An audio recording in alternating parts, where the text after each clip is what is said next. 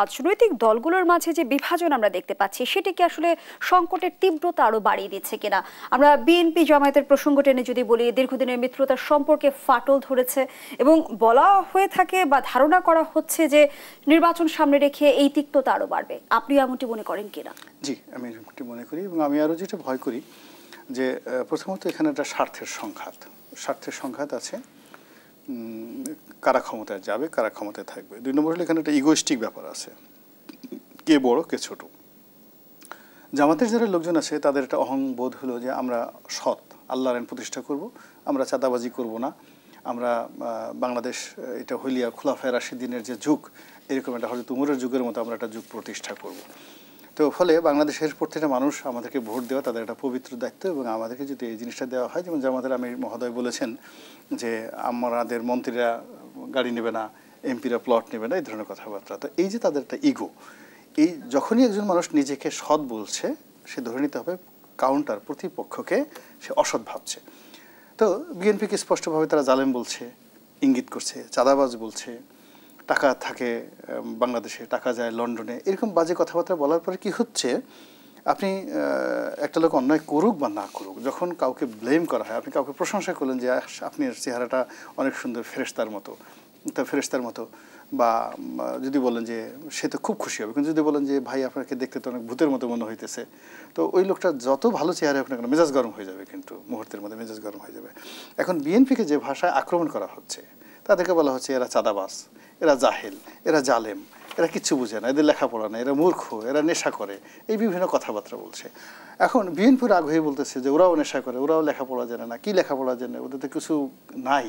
তো এই যে যা কিছু হচ্ছে, এতে করে সংঘাত সংঘর্ষ বাড়ছে এবং এটা মানে যাকে বলা হয় পিছন থেকে আবার এরা যে কেবলমাত্র নিজেদের প্রয়োজনে করছে না, third party, fourth party, fifth party, অর্থাৎ দেশি গোয়েন্দা সংস্থা, বিদেশি গোয়েন্দা সংস্থা, দেশি রাজনৈতিক মাফিয়া, বিদেশি রাজনৈতিক মাফিয়া, তারা পিছন দিক থেকে আবার এই সংঘাতটাকে উস্কে দিচ্ছে।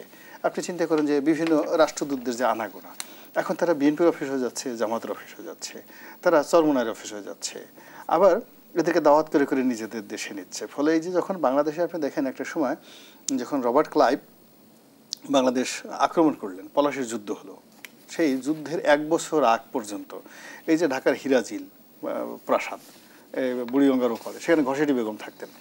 তো এরা ওই মুর্শিদাবাদ থেকে দলে দলে এখানে বাংলাদেশে আসতো, এসে ওই সিরাজের বিরুদ্ধে চক্রান্ত করার জন্য। এখন এই যে চক্রান্তটা, সেই চক্রান্তে ইংরেজরা থাকতো, সেই চক্রান্তের দেশি বিদেশি সব নবাব ব্যবসায়ী সবাই থাকতো।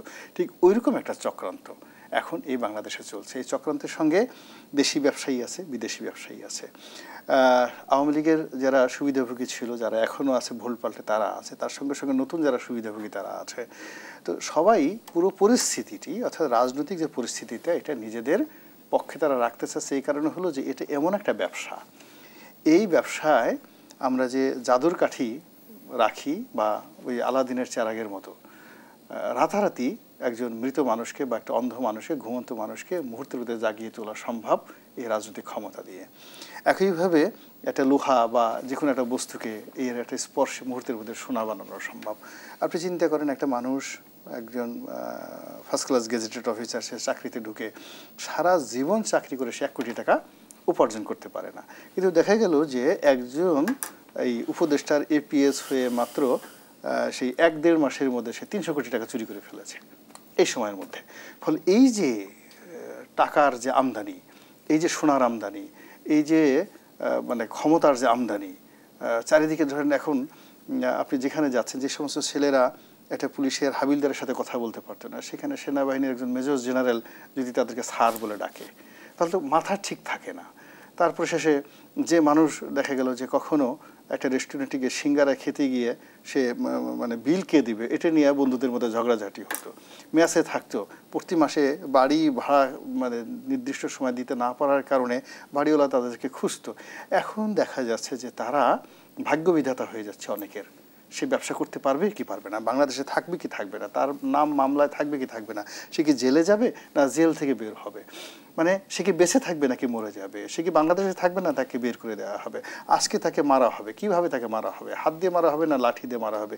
এইরকম যখন একটা র্যাডিক্যাল চেঞ্জ চলে আসতেছে পলিটিক্যাল টার্মাইলের মাধ্যমে, এখন সেই পলিটিক্সটা তো সে হাতছাড়া করতে চাবে না।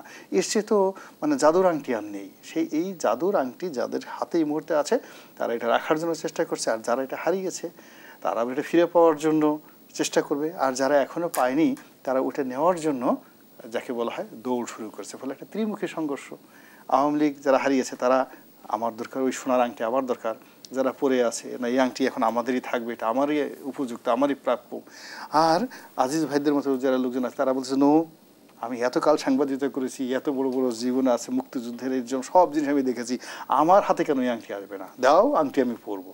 ফলে এই যে তিন দিক থেকে যখন তিনটি গ্রুপ চলে আসছে, ফলে ত্রিমুখী সংঘর্ষ এখানে অনিবার্য, এতে কোনো রকম সন্দেহ নেই।